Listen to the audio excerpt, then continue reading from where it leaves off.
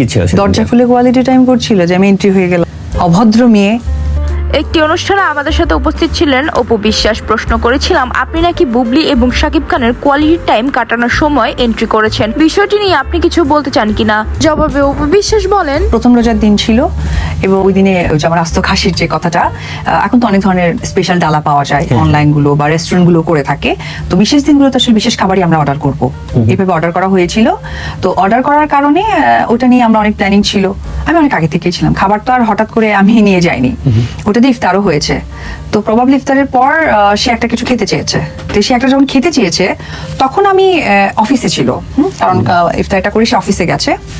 অফিসে গেছে হচ্ছে যে স্টাফরা ছিল, আর একটা কি জানি কাজ ছিল তার একটা। তো অফিসে গেছে, তো আমি অফিস থেকে বেরোনোর সময় গেটের বাইরে ওনার মেকআপ আর্টিস্টকে দেখি।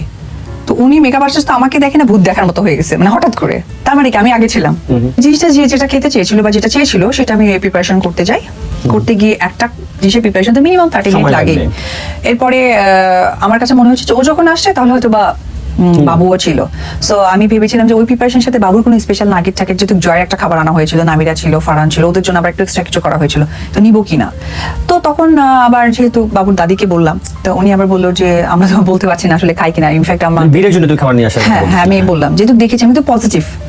উনি এটা কিভাবে বললেন, কেন বললেন, এটা উনি ভালো ব্যাখ্যা দিতে পারবে। কিন্তু এই ব্যাপারটা নিয়ে আসলে আমি খুবই বিরক্ত এবং লজ্জিত। মানে আমার আলহামদুলিল্লাহ, আমি উপর আল্লাহর কাছে প্রথম মানে ওই ক্যামেরা বলতে চাই যে আমি অনেক বেশি হ্যাপি আজকে আমার মা পৃথিবীতে বেঁচে নাই। কারণ আমার মুখ থেকে এই কোয়ালিটি টাইমের ব্যাখ্যা দিচ্ছি, আমার মা আমাকে স্ক্রিনে এসে পেটাতো। এটা হচ্ছে আমার মার শিক্ষা।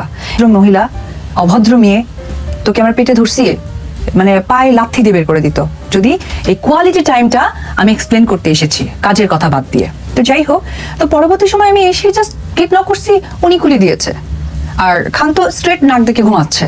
আচ্ছা, তুমি গেট নক করার পরে বুবলি গেট খুলে দিয়েছে? হ্যাঁ, গেটটা মানে অলমোস্ট মনে হয় খোলাই ছিল না কিছু একটা। আর সামনে মানে টেবিলের মতো তো একটা আছে রুমে, তো ওইখানে হচ্ছে চেয়ার লাগানো।